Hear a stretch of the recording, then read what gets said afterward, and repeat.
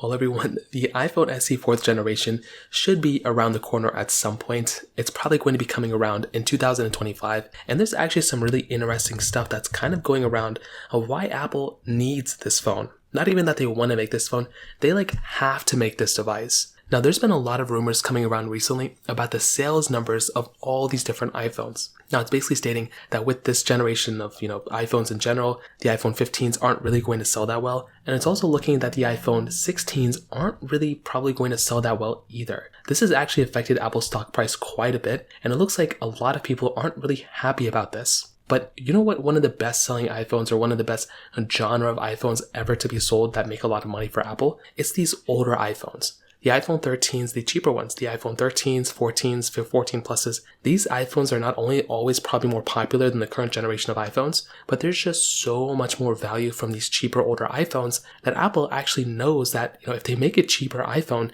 a lot of people will basically pick it up because it's significantly cheaper than the older models. Now, the reverse could also be true where, if you wanted to go ahead and, upsell an iPhone, you start at a lower price, then maybe somebody will buy a more expensive iPhone. But I genuinely do think the iPhone SE 4th generation could actually end up saving Apple's iPhone department in terms of not losing sales every year and basically making it a very, very good device. I think currently right now, the iPhone SE 3 really isn't selling that well, and I don't really think it was going to sell that well anyway. We got reports back in 2022, if you remember, stating that this iPhone really wasn't going to be selling that well, and there were already reports of internal reports, I think, of Apple stating that this iPhone wasn't selling that well either. That's why they need an iPhone SE 4th generation, and that's why they may not make it this year, but I think in 2025, they will actually end up producing the main iPhone SE 4.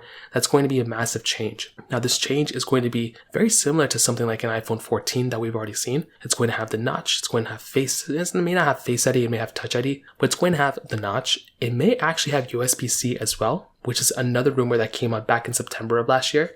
People are stating it's going to have the action button. I don't think it's going to have it. There's a chance it may end up getting it, but I really doubt it. I mean, it's kind of up in the air. I wouldn't really plan on it. I also don't think it's going to have Face ID. I think it's going to have Touch ID, but the big thing is the change in design. If Apple makes an iPhone that has Touch ID or Face ID, whatever, it has the bigger display, 6.1-inch Super Retina Extra OLED display, and it's a cheaper, price than an iPhone 13, or if it's $500 to $550, I think that's an excellent price for people to go ahead and pay for that type of iPhone. And I think at the same time, Apple's going to stop that $599 price tag of it being an older iPhone and just continue selling the iPhone SE 4 for so many years from now. So there's a lot of stuff up in the air. We're going to have to wait and see what happens, but I can't wait for this iPhone to come out, to be completely honest. So that kind of covers it up there. If you have any other thoughts or questions, please let me know in the comment section below. Hit the like button, that would mean so much, but definitely hit that subscribe button. More importantly than everything else, I love every single one of you guys. Hopefully I'll catch you guys in the next video. Peace out till then.